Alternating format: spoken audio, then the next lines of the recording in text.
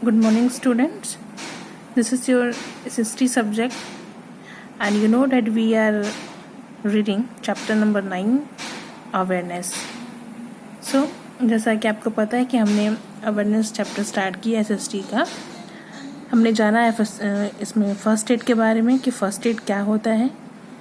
First aid वो प्राथमिक उपचार होता है जब कोई किसी व्यक्ति का एक्सीडेंट हो जाता है या कोई बीमार व्यक्ति होता है. जो ट्रीटमेंट हम किसी डॉक्टर के आने से पहले उस बीमार और घायल आदमी को देते हैं वो क्या होता है, फर्स्ट एड कहलाता है. ठीक है.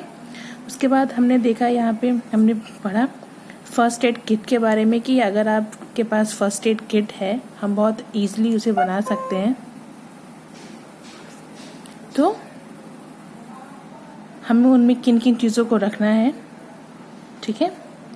उसके बाद टिप्स हैं as regard giving first aid. जब हम किसी भी इंसान को या किसी घायल या बीमार आदमी को हम फर्स्ट एड देते हैं तो हमें किन किन बातों को ध्यान रखना है उसके बारे में हमने यहाँ पढ़ा.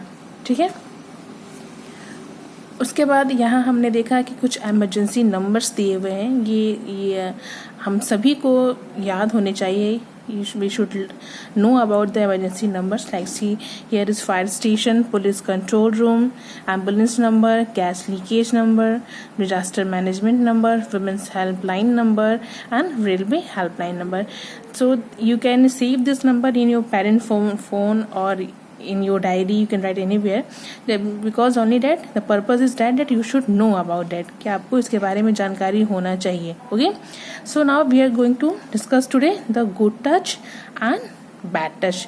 What is good touch and bad touch? जैसा कि आपको इसके हेडिंग को पढ़ के ही मालूम चल जा रहा है कि गुड टच और बैड टच के बारे में हमें जानना है.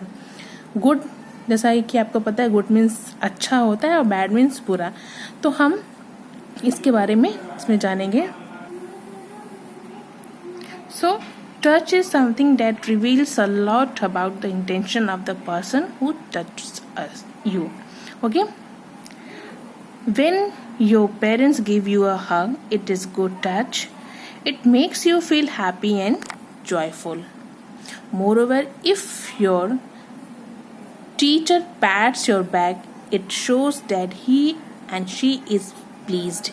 It is also a good touch.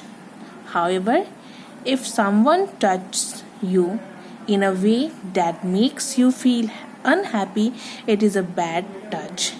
If the person touches you in a bad way, you should inform about it to your elders. Also, tell them about the person who has touched you in a bad way. Never hesitate. So, touch is something that reveals a lot about the intention of the person who touched you. Touch, या इसे हिंदी में छूना कहते हैं या स्पर्श करना कहते हैं. तो ये स्पर्श, कोई व्यक्ति अगर आपको स्पर्श करता है तो उसके स्पर्श से आप उस व्यक्ति के जो भाव होते हैं उसे आप बहुत आसानी से जान सकते हैं. इसको रिवील कर देता है, उसे वो प्रेजेंट करता है कि ये जिस व्यक्ति ने आपको टच किया है, छुआ है, स्पर्श किया है, उसकी भावना क्या है. When your parents give you a hug, it is a good touch. जब आपके पेरेंट्स, आपके माता पिता आपको हग करते हैं, गले लगाते हैं, तो आपको अच्छा महसूस होता है. तो क्या है, जब आपको अच्छा महसूस होता है तो इसका मतलब वो क्या है, गुड टच है. It makes you feel happy, और ये आपको अच्छा महसूस कराता है, and joyful. More over, if your teacher pets your back, it shows that he she is please. और अगर आपके टीचर आपकी पीठ को थपथपाता है तो ये प्रेजेंट करता है, ये शो करता है कि वो आपसे खुश है, प्लीज्ड है. So it is also a good touch. तो जिन स्पर्श से आपको अच्छा महसूस होता है, आपको प्लीजेंट एहसास होता है, इसका मतलब ये है कि वो गुड टच है. Okay. However, if someone touch you in a way that makes you feel unhappy, it is a bad touch. और कभी कोई ऐसा भी होता है कि जब कोई व्यक्ति या कोई आपको छू रहा है, स्पर्श कर रहा है, तो आपको अचानक से बुरा लगता है, तो इसका मतलब ये हुआ कि ये बैड टच है. ठीक है.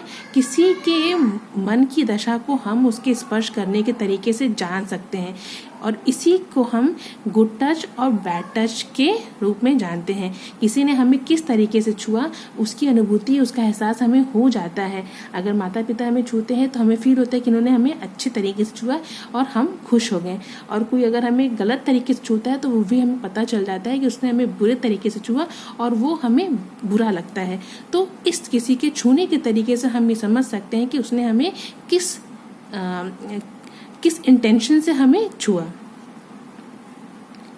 If the person touch you in a bad way, you should inform about it to your elders. और अगर कभी भी आपको किसी ने बुरे तरीके से छुआ है तो उसके बारे में आपको अपने बड़ों को जरूर से इन्फॉर्म करना चाहिए।